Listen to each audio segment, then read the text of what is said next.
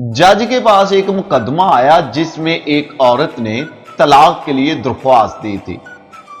जज, तुम्हारी शादी को 4 साल हो गए हैं, क्या तुम्हारा मियां बीवी का झगड़ा 4 साल से हो रहा है?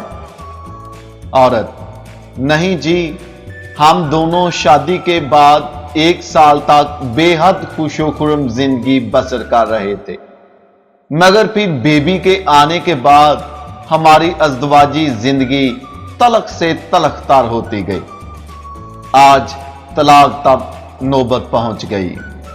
जज, बेबी के बाद तो मियां बीवी का रिश्ता और भी मजबूत हो जाता है। तुम्हारा बेबी लड़का है या लड़की?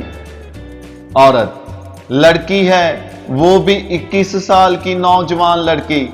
3 साल पहले हमारे पड़ोस के एक मकान में आकर रहने लगी।